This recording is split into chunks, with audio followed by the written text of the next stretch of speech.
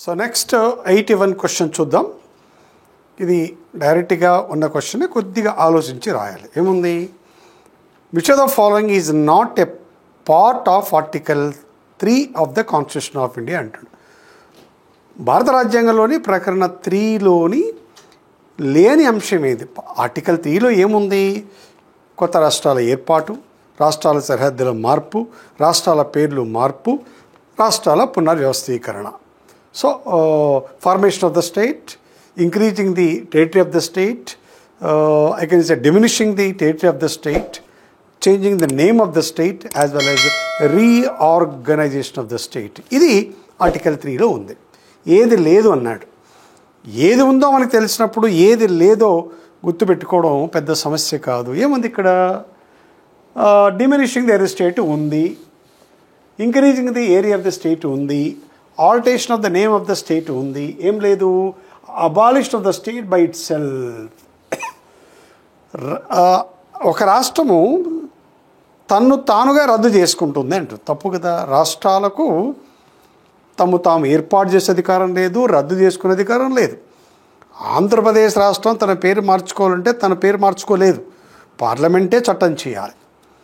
ఆంధ్రప్రదేశ్ యొక్క అంతర్గతంగా ఎన్ని జిల్లాలు ఉండాలి, తెలంగాణ ఎన్ని జిల్లాలు, అంతర్గతంగా జిల్లాల యొక్క సంఖ్యను పెంచుకోవచ్చు, తగ్గించుకోవచ్చు, కానీ ఆ సరిహద్దులు మార్చే అధికారం రాష్ట్రాలకు ఉండదు.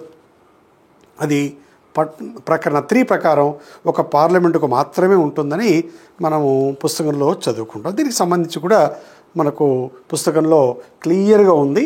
పేజ్ నెంబర్ 395లో, అలాగే పేజ్ నెంబర్ 60లో కూడా దీనికి సంబంధించి క్లియర్గా మనకు ఉందన్నమాట. సో ఇది డైరెక్ట్గా ఆన్సర్ రాయొచ్చు, పెద్దగా అంత విశ్లేషణంగా ఉండాల్సిన అవసరం అంటే ఏమీ లేదు కనుక so you can answer this question directly. So this is very clearly mentioned in the book. తర్వాత 82, the registration of political parties govern by which of the following provisions of the representative people's act of 1951. రాజకీయ పార్టీల గురించి రాజ్యాంగంలో ప్రస్తావన లేదు. రాజకీయ పార్టీలకు రాజ్యాంగ స్థానం లేదు, దే ఆర్ నాన్ కాన్స్టిట్యూషనల్. అయితే representation of people's act of 1951 అలాగే రిప్రజెంటేషన్ పీపుల్స్ యాక్ట్ ఆఫ్ 1950 2 చట్టాలు ఉన్నాయి. అవి మేము క్లాస్లో చెప్పుకుంటాం. సో అందులో రాజకీయ పార్టీలు ఏర్పరచుకునేందుకు రాజకీయ పార్టీలు ఎవరైనా ఏర్పాటు చేసుకోవాలనుకుంటే సెక్షన్ 29A ప్రకారం వాళ్ళు ఏర్పాటు చేసుకోవచ్చు. సో ఈ అంశం మనకు పుస్తకంలోను అలాగే మన క్లాస్లో చెప్పినప్పుడు కూడా రాజకీయ పార్టీల గురించి చెప్పినప్పుడు ఈ రిప్రజెంటేటివ్ పీపుల్స్ యాక్ట్ ఆఫ్ 1951 గురించి చెప్తాం. అక్కడ ఈ సెక్షన్లన్నీ కూడా చర్చకు వస్తాయి. సో కొన్ని క్వశ్చన్స్ క్లాస్లోనే కవర్ చేస్తాం, ఎందుకంటే విస్తృతమైన యొక్క సమాచారం ఉన్నప్పుడు అన్ని పుస్తకంలో పెట్టడం అనేది సాధ్యం కాదు. క్లాస్ రూమ్లోనూ ఆఫ్లైన్లో ఆన్లైన్లో కొంత విస్తృతమైన సమాచారం వస్తుంది. అందుకే విద్యార్థులను ఏమంటామంటే సాధ్యమైనంత వరకు ఒక మంచి కోచింగ్ తీసుకోవడం వల్ల ఇలాంటి ప్రశ్నలకు మీరు ఆన్సర్ చేయగలుగుతారు. తీసుకునే ఆర్థిక స్తోమత ఉందా లేదనేది కొంతవరకు ఇబ్బందికరమే, బట్ సాధ్యమైనంత వరకు అభ్యర్థులు ఎక్కువ మార్కులు తెచ్చుకుంటే ఉద్యోగం వచ్చే అవకాశం ఉంటుంది కనుక మీకు ఒకవేళ ఇబ్బంది పడి ఆర్థికంగా చేసినా కూడా తర్వాత వచ్చిన ఉద్యోగం ద్వారా దాన్ని మీరు సరిదిద్దుకోవచ్చు కదా. కనుక కొంత కష్టమైనా కూడా అభ్యర్థులు మంచి పుస్తకాలు చదివి కోచింగ్ తీసుకునే ప్రయత్నం చేయాలి. తద్వారా మీకు ఉద్యోగం వచ్చే అవకాశాలు బాగా మెరుగుపడతాయనడానికి ఈ యొక్క క్వశ్చన్ ఒక ఉదాహరణ. సో అట్లా దీనికి మనం ఆన్సర్ తీసుకోవచ్చు. తర్వాత 84, consider the following statement about the introduction of the none of the above. సరే, నోటా అని ఉంటుంది కదా. ఎన్నికల్లో ఏ ఎన్నికలైనా లోక్సభ కానీ లేదా ఓన్లీ ప్రత్యక్ష ఎన్నికల్లో నోటా ఉంటుంది, పరోక్ష ఎన్నికల్లో నోటా ఉండదు. రాజ్యసభ ఎన్నికలు కానీ, ఎమ్మెల్సీ ఎన్నికలు కానీ, రాష్ట్రపతి ఎన్నికలు కానీ, ఉపరాష్ట్రపతి ఎన్నికల్లో నోటా ఉండదు. ఎందుకు ఉండదంటే అవి నైష్పత్తిక ప్రాతినిధ్య పద్ధతిలో జరుగుతాయి కనుక నోటా అనేది అవకాశం లేదు. ఓన్లీ ప్రత్యక్ష ఎన్నికల్లో మాత్రమే నోటా ఉంటుంది. ఈ నోటాకి సంబంధించి వివరణ అడిగాడు. కొద్దిగా కాంప్లికేట్ అని దీన్ని చెప్పచ్చు, ఇచ్చిన ఐచ్ఛికాలు బట్టి కాంప్లికేట్ అని చెప్పచ్చు. బట్ డోంట్ వరీ, మన పుస్తకంలో దీనికి సంబంధించి ఏ పుస్తకంలో కూడా అంత విస్తృతమైన సమాచారం లేదు. మీకు ఇది ఒక ఛాలెంజ్గా చెప్తున్నారు, మీరు కావాలంటే వెరిఫై చేసుకోండి నోటాకి సంబంధించి ఇక్కడ ఏముందనేది. ఏముంటుంది? Supreme court of India pronounce the judgement regarding the NOTA. Yes, supreme court public interest లిటిగేషన్లో నోటా ఉండాలని చెప్పేసి చెప్పింది 2013లో. పార్లమెంట్ ఆఫ్ ఇండియా పాస్డ్ ఎలా? నో, పార్లమెంట్ ఎలాంటి చట్టాన్ని చేయలేదు. తర్వాత if NOTA gets the highest votes in a election, the election is to be seat will be reconducted అంటాడు. నో, నోటాకు అత్యధిక ఓట్లు వచ్చినా ప్రయోజనం, నోటాకు పడిన ఓట్లతో వాల్యూ లేదు. నోటాకు 1,00,000 ఓట్లు వచ్చి పోటీ చేసిన అభ్యర్థులకు 5,000 10,000 వస్తే ఎవరికి అత్యధికంగా వచ్చింటే వారినే గెలిచినట్లు ప్రకటిస్తారు తప్ప నోటా వల్ల ఉపయోగం లేదు. మరి అలాంటప్పుడు ఎందుకు నోటా అంటే, చాలామంది ఓటర్లు ఎన్నికల్లో పాల్గొనడానికి ఉత్సాహం చూపరు. ఎందుకంటే ఈ క్యాండిడేట్లు అంతా మంచి వాళ్ళు కాదని చెప్పేసి వాళ్ళు అనుకుంటారు. అలా అనుకోవడంలో స్వేచ్ఛ ఉంది, కానీ అది పద్ధతి కాదు. తప్పనిసరిగా పోలింగ్ బూత్కు రావాలి, ఆ ఎన్నికల్లో పాల్గొనాలి. ఎవరి ఇష్టం లేకపోతే నన్ ఆఫ్ దేవో పెట్టచ్చు. అందుకోసం దీన్ని ప్రవేశపెట్టారండి. Public interest litigation bill contributed to the introduction of NOTA. Correct, ఇది కరెక్ట్. సో కనుక ఇలాగా మొత్తం నోటాకు సంబంధించి కొద్ది డెప్త్గా ఇచ్చాడు. ఏం డెప్త్ కాదు, మన పుస్తకంలో పేజ్ నెంబర్ 395లో యథాతథంగా దీనికి సంబంధించిన సమాచారం ఉంది. మీరు వెరిఫై చేయండి. 395 పేజ్ అని చెప్తున్నాను మీకు. ఎక్కడ కూడా ఏ పుస్తకంలో కూడా ఇంత విస్తృతంగా మీకు సమాచారం కవర్ కాలేదు. ఇక్కడ మీరు గమనించండి, ఇక్కడ మీ నోట్ అని తిరస్కరించే ఓటు అని చెప్పేసి మీకు ఇక్కడ చూపిస్తున్నాను. చూడండి, గమనించండి. అక్కడ తిరస్కరించే ఓటు అని ఉంది కదా, అక్కడ అన్ని విషయాలు ఇచ్చా. 2013లో people's union for civil liberties కేసులో సుప్రీంకోర్టు వెలువరించిన తీర్పు ఆధారంగా ఇది ప్రవేశపెట్టారు. 100%. ఆ సెంటెన్స్ ఎలా ఉందో ఇక్కడ కూడా అలాగే ఉంది. రెండవది దీనికి ఎలాంటి చట్టం చేయలేదు. అర్థమైంది కదా, రైట్.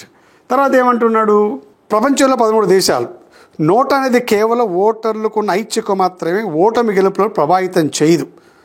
అత్యధికంగా నోటాకు ఓట్లు వచ్చినప్పటికీ కూడా మెజారిటీ వచ్చిన అభ్యర్థులే గెలిచినట్లుగా ప్రకటిస్తారు. ఇంత క్లియర్గా సమాచారం ఉన్నప్పుడు ఎంత డెప్త్గా క్వశ్చన్ వచ్చినా కూడా మీరు ఆన్సర్ చెయ్యవచ్చు. చూడండి, ఇలా అద్భుతంగా అభ్యర్థులకు ఉపయోగపడిన ఏకైక పుస్తకం నేను ప్రత్యేకంగా మీకు చెప్పనవసరం లేదు. మీరు ఒకసారి పరిశీలించండి, మీ సీనియర్లు అడగండి, మీ అధ్యాపకులను అడగండి. ఈ యొక్క బుక్ యొక్క ప్రత్యేకత ఏంటో గత ఆల్మోస్ట్ ఈ పుస్తకం విడుదల చేసిన గత 14-15 సంవత్సరాల నుంచి ఇది అద్భుతంగా ఉపయోగపడుతుంది. జీబీకే పబ్లికేషన్ పుస్తకాలు అన్నీ కూడా అలాగే ఉంటాయి. కనుక దీనికి ఆన్సర్ మనం ఏం తీసుకోవచ్చు, ఇక్కడ ఏ కరెక్టు, బి కరెక్ట్ కాదు, తర్వాత నోటా గెట్ హైయెస్ట్ అది కాదు, తర్వాత ఏడి కరెక్ట్. సో ఏడి మాత్రమే correct. 4th is the answer. Right friends, okay. Next 85 question చూద్దాం. ఇది ఈజీ క్వశ్చన్ అండి. ఏమంటున్నాడు, మన arrange the following committees Panchayati Raj system, అంటే పంచాయతీరాజ్ సంబంధించిన అంశాలపైన చాలా కమిటీలు వేశారు. ఆ కమిటీలన్నీ కూడా క్రొనాలజికల్ ఆర్డర్లో అరేంజ్ చేయమంటున్నాడు. నేరుగా అది చదివి గుర్తుపెట్టుకోండి. ఫస్ట్ ఏమొచ్చింది మనకు, అశోక్ మెహతా కమిటీ వచ్చింది 1977-78లో. అది కరెక్ట్ కదా, అది ఏ అనేది ఫస్ట్, సి అనేది ఫస్ట్ వస్తుంది. తర్వాత ఏమొచ్చింది, జీవీకే రావు కమిటీ వచ్చింది 1985లో. ఓకే. తర్వాత ఏమొచ్చి ఎల్ఎం సింఘ్వి కమిటీ వచ్చింది 1986లో. తర్వాత ఎవరు వచ్చింది, తుంగన్ కమిటీ వచ్చింది. మీరు పుస్తకాన్ని చదివితే ఈజీగా ఆన్సర్ చేస్తారు. ఇవి కమిటీలు ఎప్పుడెప్పుడు వచ్చాయి, దాన్ని క్రొనాలజికల్ ఆర్డర్లో అరేంజ్ చేయమన్నాడు కనుక అభ్యర్థులు గుర్తుపెట్టుకొని దీనికి ఆన్సర్ చేయడం తప్ప ఇందులో విశ్లేషణాత్మకత, హేతుబద్ధత, తర్కబద్ధత అనే అంశాలు ఇందులో ఏమీ ఉండవు. Just factual question. మీకు పేజ్ నెంబర్ 466, 467లో దీనికి సంబంధించిన సమాచారం ఉంది. So answer could be BCDA వస్తుంది. ఓకే, దెన్ ఏమొస్తుందంటే CABD వస్తుంది. ఇది answer. That's all. Next 86. Consider the following statement regarding the direct principle state policy. ఇది కూడా వాటిని గుర్తుపెట్టుకోవడమే. ఆర్టికల్ 39A ఏముంది, ఉచిత న్యాయ సలహా ఉంది. వాడు ఏమన్నాడు, పరిశ్రమల నిర్వహణలో కార్మికుల భాగస్వామి. యాక్చువల్ 43Aలో ఉంది, ఉల్టా ఇచ్చాడు. ఇది ఇలా ఇచ్చి అంటే రెండు కరెక్టే, రెండు ఉల్టా ఇచ్చాడు కనుక 39A ఉచిత న్యాయ సలహా ఉంది. 43Aలో కార్మికులు యొక్క పరిశ్రమ నిర్వహణలో పాల్గొనే అవకాశాన్ని ఇచ్చారు.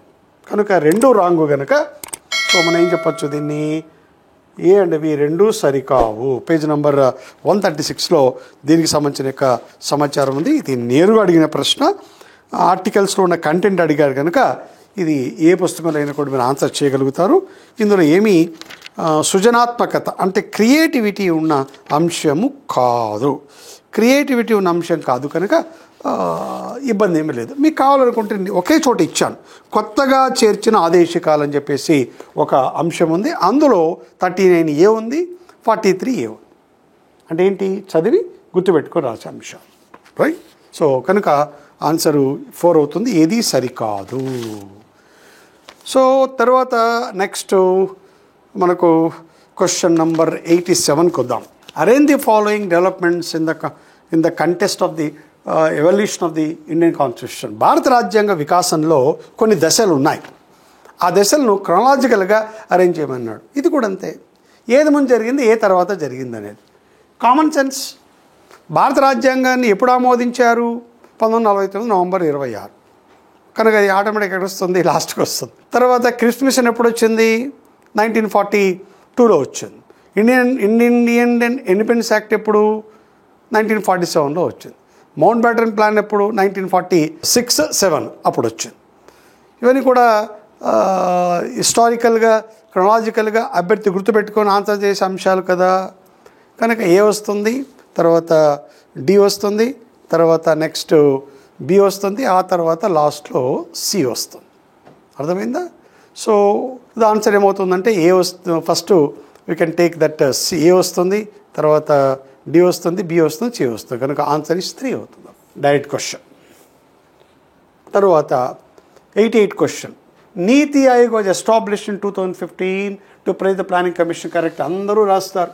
ప్లానింగ్ కమిషన్ స్థానంలో నీతి ఆయోగ్ వచ్చింది, రైట్. ద గవర్నింగ్ కౌన్సిల్ అని నీతి ఆయోగ్లో ఉంటుంది. ఇందులో ఎవరెవరు ఉంటారు? అన్ని రాష్ట్రాల ముఖ్యమంత్రులు ఉంటారు, కేంద్రపాలిత ప్రాంతాల ముఖ్యమంత్రులు పరిపాలకులు ఉంటారు, అలాగే ప్రధానమంత్రి ఉంటారు, శాశ్వత కొంతమంది ఆహ్వానితులు ఉంటారు. వాడు ఏమన్నాడు? ఈ ప్రక్రియ పరిశీలించమన్నాడు. కనుక నీతి ఆయోగ్ పలకమండలిలో రాష్ట్రాల ముఖ్యమంత్రులు మాత్రమే ఉంటారు. అది రాంగ్. కనుక ఒకటి మాత్రమే రైట్. ఇది factual question, purely factual question.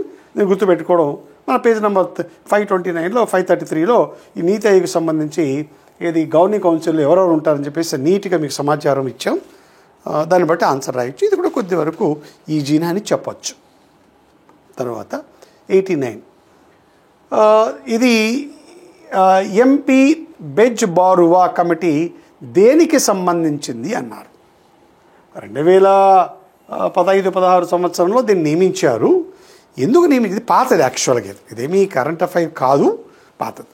దేని నియమించారు అంటే ఈశాన్య రాష్ట్రాల నుంచి బయటికి వచ్చి ఇతర రాష్ట్రాల్లో నివసిస్తున్న ప్రజల యొక్క బాగోగులను పరిశీలించడానికి ఇచ్చారు. ఎందుకు వేయాల్సి వచ్చిందంటే ఈశాన్య రాష్ట్రాల నుంచి చాలామంది ఉపాధి కోసం సౌత్ ఇండియాకి ఎక్కువ వస్తారు, అలాగే మనకు ఢిల్లీకి కూడా ఎక్కడ వెళ్తారు. అక్కడ వారిని కించపరుస్తున్నారు. వాళ్ళు పొట్టిగా ఉంటారు, కొద్దిగా ఫీచర్స్ అన్నీ కూడా బ్లంట్గా ఉంటాయి. వీళ్ళు చైనీస్ వాళ్ళు అని చెప్పేసి వాళ్ళని ఢిల్లీలో గేలి చేస్తుంటారు, ఇబ్బంది పడుతున్నారు. అలాగే ఆ మధ్య బెంగళూరులో కూడా వీళ్ళపైన దాడులు జరిగింది. సో మరి వాళ్ళు కూడా భారతీయులే కూడా, వాళ్ళు ఆ హిల్లీ ఏరియాస్ ఉండడం, వాళ్ళ యొక్క ట్రైబల్ నేచరు, ఆ విధంగా వాళ్ళ ఫీచర్స్ ఉంటాయి. వాళ్ళ సమస్యలు పరిష్కరించడానికి ఈ యొక్క కమిటీని వేశారు. ఇది కరెంట్ అఫైర్ కాదు, ప్యూర్ పాలిటీ కూడా కాదండి. ఎగ్జామినర్ ఏదో గుర్తుంది అడిగేశాడు.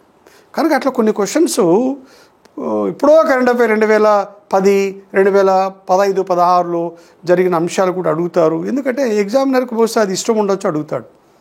కానీ అలాంటి క్వశ్చన్ గురించి మనం ఏం భయపడిన అవసరం లేదు. అలాంటి క్వశ్చన్ 10 దాంట్లోనే వస్తాయి, మళ్ళీ కూడా వస్తాయి. సో వాటికి మీరు ఆన్సర్ చేయొచ్చు, ఇకపోవచ్చు, వేరే విషయం. బట్ బాగా తెలిసిన అంశాలు ఆన్సర్ చేయగలిగితే మీకు you have the greatest advantage, right. Okay, next. ఇది ఇక్కడ మనం ప్రస్తావించడం లేదు, అప్పుడు చెప్పుకున్నాను తప్ప తర్వాత దీనికి వాల్యూ లేదు. 90 question. Which are the following are the basic feature of the constitution of India which can be drawn from the various judgement supreme court. మనందరికీ తెలుసు సుప్రీంకోర్టు బేసిక్ స్ట్రక్చర్ అండ్ డాక్ట్రిన్ను డెవలప్ చేసింది. దాన్ని మౌలిక నిర్మాణం అంటాం. ఈ మౌలిక నిర్మాణంలో ఏ అంశాలు వస్తాయి అనే అంశంపైన సుప్రీంకోర్టు 10-12 తీర్పులు ఇచ్చింది. ఒకే తీర్పులో మౌలిక నిర్మాణంలోకి వచ్చే అన్ని అంశాల గురించి చెప్పలేదు. ఇప్పుడు కూడా సుప్రీంకోర్టు ప్రతి తీర్పులో ఏదో ఒక అంశాన్ని మౌలిక నిర్మాణంలోకి వస్తుంది అని చెప్పేసి చెప్తాం. కనుక ఎక్కడెక్కడ ఇవి వచ్చాయంటున్నాడు. Rule of law, federalism, principles of separation of powers, freedom and dignity of individuals ఉన్నాయి కదా. ఇవన్నీ వస్తాయా లేదా కొన్ని మాత్రమే వస్తాయనేది అందరికీ తెలుసు. రూల్ ఆఫ్ లా అనేది బేస్ స్ట్రక్చరే, సమాఖ్య అనేది కూడా బేసిక్ స్ట్రక్చరే, గుర్తుపెట్టుకోండి. Principle of separation of powers కూడా బేసిక్ స్ట్రక్చరే. అంటే ఏ వచ్చింది, బి వచ్చింది, డి వచ్చింది, ఏ వచ్చింది, బి వచ్చింది, డి వచ్చింది. తర్వాత freedom and dignity of the individual, freedom dignity of the individual, ఇది కూడా బేసిక్ స్ట్రక్చర్. ఇవన్నీ కూడా బేసిక్ స్ట్రక్చర్లో అంతర్భాగాలు. కనుక ఏబిసి అనేది కరెక్ట్ అవుతుంది. తర్వాత national commission of backward classes was assign the constitutional status. కనుక ఈ తెలుగులో దీన్ని మనం ఏమంటున్నాం, జాతీయ వెనుకబడిన తరగతుల కమిషన్కు రాజ్యాంగ ప్రతిపత్తిని ఎప్పుడు కల్పించారు అంటే, జాతీయ వెనుకబడిన తరగతుల కమిషను మొదట్లో చట్టబద్ధ సంస్థగా ఉండేది. తర్వాత దాన్ని 102వ రాజ్యాంగ సవరణ ద్వారా దానికి రాజ్యాంగ ప్రతిపత్తి, దీన్ని కామన్ సెన్స్ రాయొచ్చు. ఎందుకంటే 101 రాజ్యాంగ సవరణ జిఎస్టీకి సంబంధించినది, అర్థమైందా? అలాగా. సో 102ది లేటెస్ట్ కదా, మొన్ననే దీనికి కల్పించారు. మొన్ననే కల్పించిన ఆటోమేటిక్గా లేటెస్ట్గా తీసుకుంటాం కదా. 102వ రాజ్యాంగ సవరణ ద్వారా దీన్ని కల్పించారు. నేరుగా వచ్చిన ప్రశ్న మనం 431 పేజీలో దీనికి సంబంధించిన సమాచారం ఉంది. తర్వాత 92 arrange the following descending order for the rank and procedure. మనకు ఒక అంశం ఉందండి. ఏముందంటే అది భారత రాజ్యాంగంలో పొందుపరిచిన పదవులకు వారెంట్ ఆఫ్ ప్రెసిడెంట్స్ అంటారు. అంటే ఒక అధికార కార్యక్రమం జరుగుతున్నప్పుడు సీట్లు వేస్తే ఫస్ట్ సీట్ ఎవరు కూర్చోడో, సెకండ్ ప్లేస్ ఎవరు కూర్చోరో, థర్డ్ ప్లేస్ ఎవరు, దాన్ని రాజమర్యాదలు అంటారు.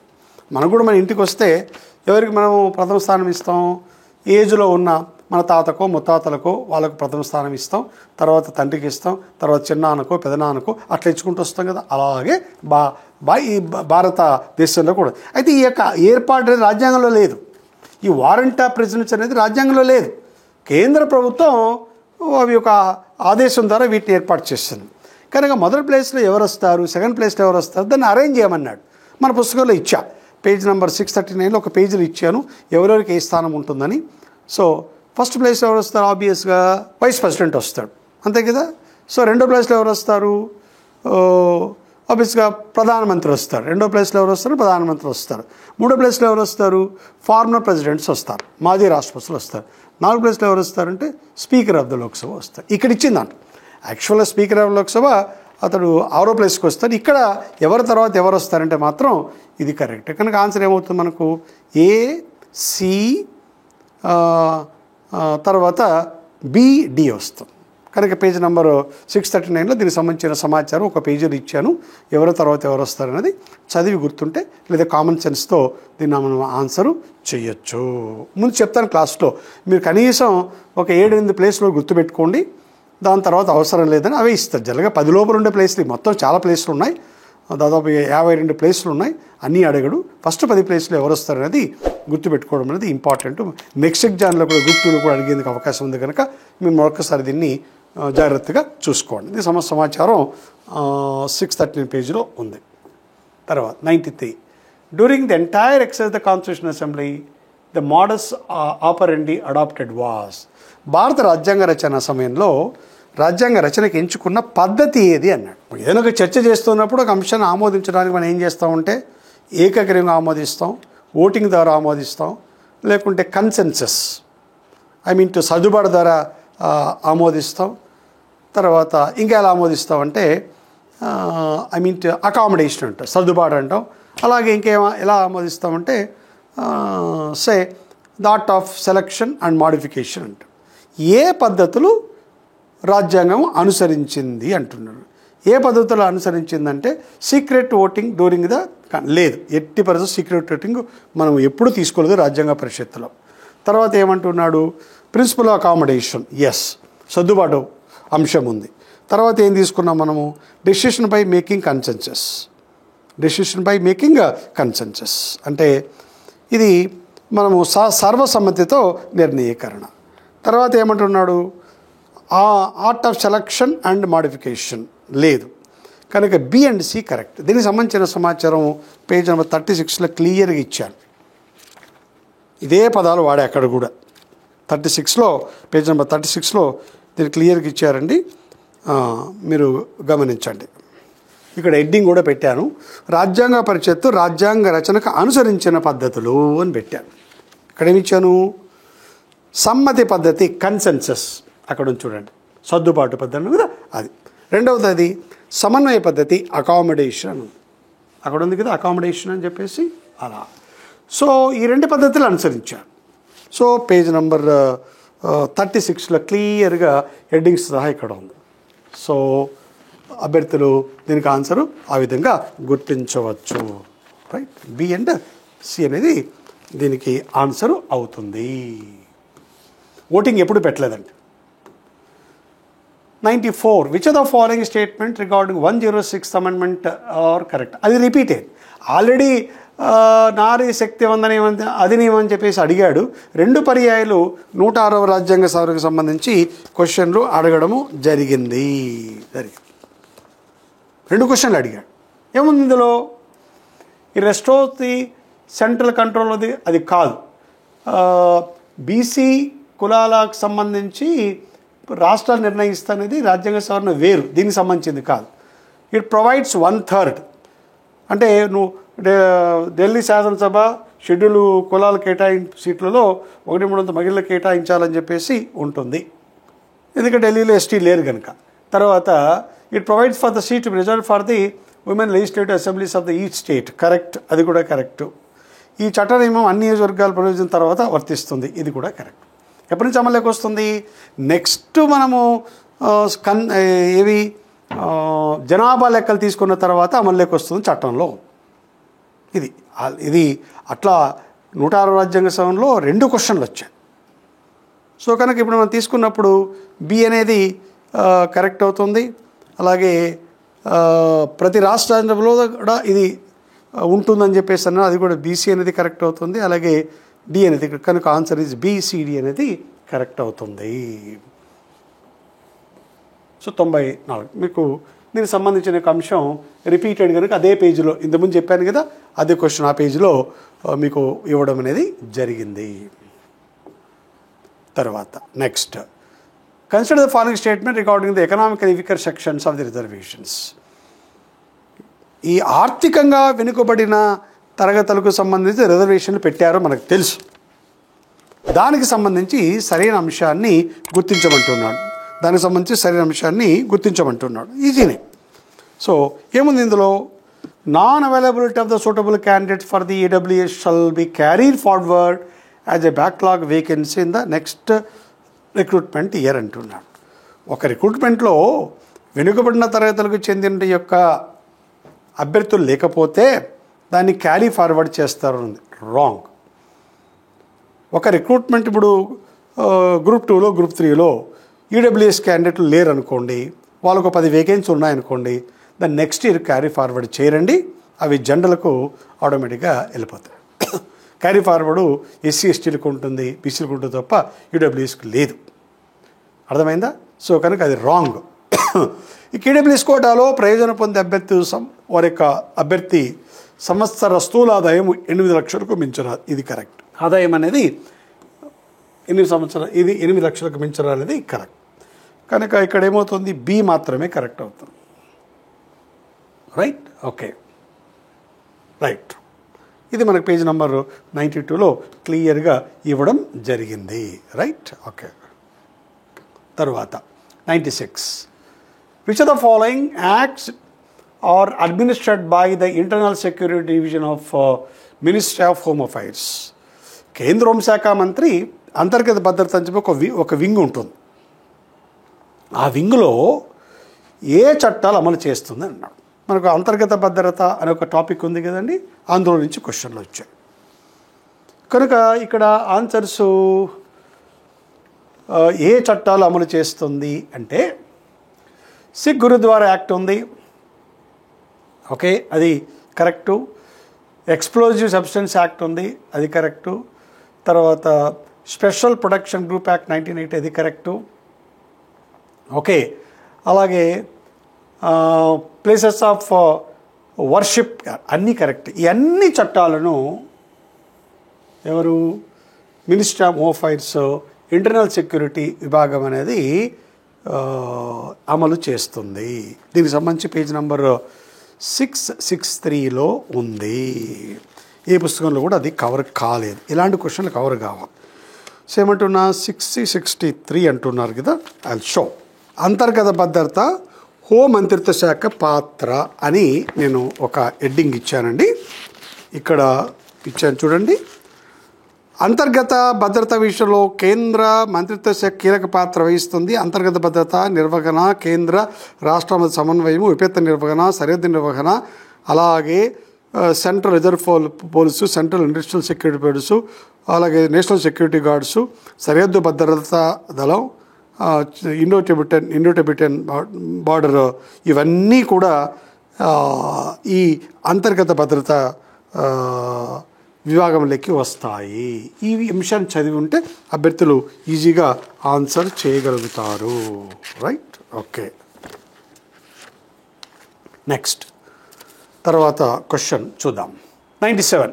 Consider the following statements.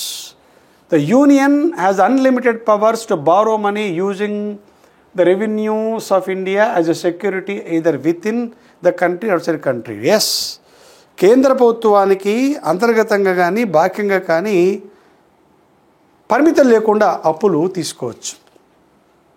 Yes, correct. అలాగే రాష్ట్రాలు మాత్రం అపరిమితంగా వాళ్ళు అప్పులు తీసుకునే అవకాశము లేదు. State government has unlimited powers to borrow money using the state. No, అపరిమితంగా కేంద్ర ప్రభుత్వం యొక్క అనుమతి ఉండాలి. సో ఆన్సరు ఏమవుతుంది అప్పుడు? ఏ మాత్రమే కరెక్ట్ అవుతుంది. So answer is a. దీనికి అప్పుడు ఆన్సరు ఒక ఏ మాత్రమే కరెక్ట్ అవుతుంది. దీనికి సంబంధించిన ఆన్సర్ మీకు పేజ్ నెంబర్ 355లో ఆర్టికల్స్ వారిగా ఇచ్చినప్పుడు అక్కడ మీకు ఈ అంశాన్ని ప్రస్తావించడం జరిగింది. 355 అంటున్నాం కదా, ఇక్కడ సి. యా, ఇక్కడ మీకు అండర్లైన్ చేశాను చూడండి.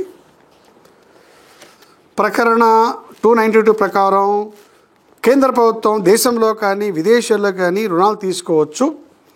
ఇందుకోసం కేంద్ర సంఘటనది హామీగా పెట్టవచ్చు.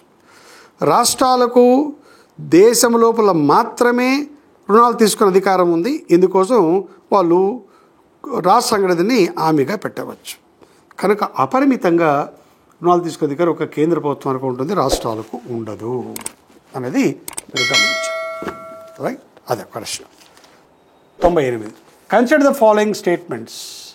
National human rights commission was established as per the protection of human rights act of 1993. Correct అండి, 93లో ఏర్పాటైంది. National human rights commission came in to existence in response to the UN security council resolution. No, UN security resolution కాదండి, UN general assembly. UN general assembly తీర్మానం ప్రకారము దీన్ని ఏర్పాటు చేస్తే తప్ప సెక్యూరిటీ కౌన్సిల్ కాదు. కనుక ఆన్సర్ ఏమవుతుంది? ఒకటి మాత్రమే కరెక్ట్. దీనికి సంబంధించి మన పుస్తకంలో క్లియర్గా ఇవ్వడం జరిగిందండి. సో పేజ్ నెంబర్ 438లో ఈ అంశాన్ని క్లియర్గా ఇచ్చాయి. యాజ్ ఇట్ ఈస్గా అక్కడి నుంచి ప్రశ్నలు మనకు కనిపిస్తున్నాయి, మీరు గమనించాలి. 438. సో ప్రతి ప్రశ్నకు ఒక ఆధారం అనేది పుస్తకంలో ఉంది. ఎలా ఇచ్చామో అలాగే ప్రశ్నలు వచ్చాయి. 438 ఇక్కడ కమిషన్ ఏర్పాటుకు సంబంధించి మీకు ఇక్కడ నేను నిర్మాణంలో క్లియర్గా ఇచ్చానండి. భారతదేశంలో జాతీయ మానవ హక్కుల కమిషన్ 1993లో పార్లమెంటైజేషన్ చట్టం ప్రకారం ఏర్పడింది. అలాగే ఇక్కడ ఏమన్నారు, 1993లో ఐక్యరాజ్య సమితి జనరల్ అసెంబ్లీ కూడా ఈ తీర్మానాన్ని చేసింది. ఈ తీర్మానం మేరకు పార్లమెంట్ చట్టం మేరకు ఇది ఏర్పాటైంది. ఎలా రాశానో అదే అంశాలు తీసి ఇక్కడ ప్రశ్నగా మనకు కనిపిస్తున్నాయి, గమనించండి. యుఎన్ సెక్యూరిటీ కౌన్సిల్ కాదు, యుఎన్ జనరల్ అసెంబ్లీ సాధారణ సభ తీర్మానం మేరకు ఏర్పడింది. ఇంతకంటే ఏం కావాలండి? 100% ప్రశ్నలకు ఆధారంగా పుస్తకం మనం ఉందంటే ఎందుకంటే మనకి ఏం కావాలో మీరు గమనించండి. సో ఇలా ఏ పుస్తకంలో కూడా సాధ్యం కాదు. ఇంగ్లీష్ మీడియం సాధ్యం కాదు, తెలుగు మీడియంలో కూడా సాధ్యం కాదు. తర్వాత 99, which one of the following is not a part of the list of the functions provided with the constitution of India act 1935. 1935 భారత ప్రభుత్వ చట్టంలో 3 జాబితాలు పెట్టారు. కేంద్ర జాబితా ఉంది, రాజ్య జాబితా ఉంది, ఉమ్మడి జాబితా ఉంది. ఏ లిస్టు లేదంటున్నాడు. ఎస్, యూనియన్ జాబితా ఉంది, రాష్ట్ర జాబితా ఉంది, ఉమ్మడి జాబితా ఉంది. ఏ లేదు, ఫెడరల్ లిస్ట్ అని ఒకటి పెట్టాడు. ఫెడరల్ జాబితా లేదు, యూనియన్ లిస్ట్ ఉంది తప్ప ఫెడరల్ జాబితా లేదు. సో ఆన్సర్ ఈజ్ ఆబ్వియస్గా సే ఏమవుతుంది, 1 అవుతుంది. ఏది లేదంటున్నాడుగా 1 అవుతుంది. దీనికి సంబంధించి పేజ్ నెంబర్ 23 చూడండి మీరు మన పుస్తకంలో. పేజ్ నెంబర్ 23లో అక్కడ క్లియర్గా ఇచ్చాను మీకు. 93 చట్టంలో 3 జాబితాలు ఉన్నాయి. కేంద్ర జాబితా 59 అంశాలు, రాజ్య జాబితా 54 అంశాలు, ఉమ్మడి జాబితా 36 అంశాలు. అంతేగాని ఫెడరల్ జాబితా లేదు. So answer is very easy. Answer is 1. Next తర్వాత అన్నిటి క్వశ్చన్ చూస్తాం. Which of the following is constitutionally mandated body with the responsibility of recommending the distribution of financial resources between the union and state governments. కేంద్ర రాష్ట్రాల మధ్య రాజ్యాంగపరంగా వనరుల విభజన కోసం ఉన్న సంస్థ ఏది అంటారు. రాజ్యాంగపరంగా అంటున్నాడు. జోనల్ కౌన్సిల్స్ రాజ్యాంగపరమైన అంశాలు కాదు, మీ అందరికీ తెలుసు. ఇంటర్ స్టేట్ కమిషన్స్ అది కాదు. ఇంటర్ స్టేట్ కౌన్సిల్ రాజ్యాంగబద్ధమే, కానీ అది ఈ యొక్క రిసోర్స్కి సంబంధించి ఏం చెప్పదు. కానీ కామన్ సెన్స్ ఆన్సర్ రాయొచ్చు. ఆర్థిక సంఘం ఆర్టికల్ 280 ప్రకారం ఆర్థిక సంఘం తన యొక్క సిఫారసుల మేరకు అది వీటిని ఆర్థిక వనరులకు విభజనకు సంబంధించి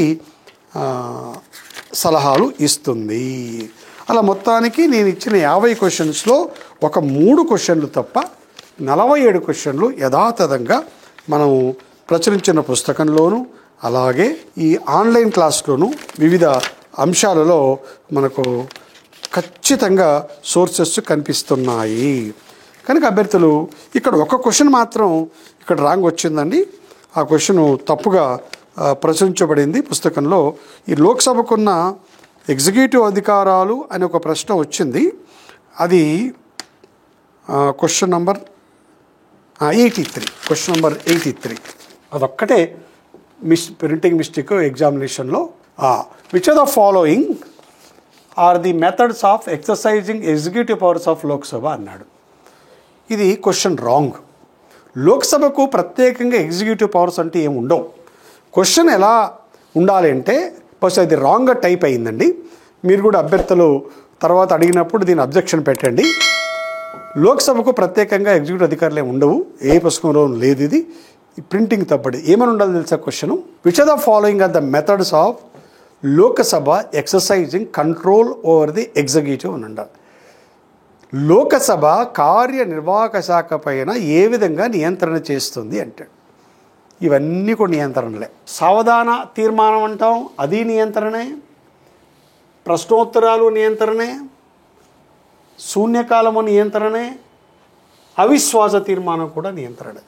ప్రభుత్వాలు సరిగా పనిచేస్తున్నాయా లేదా అని తెలుసుకోవడానికి శాసనసభ్యులు ప్రశ్నలు అడుగుతారు. తద్వారా నియంత్రణ ఎగ్జిక్యూటివ్ పైన.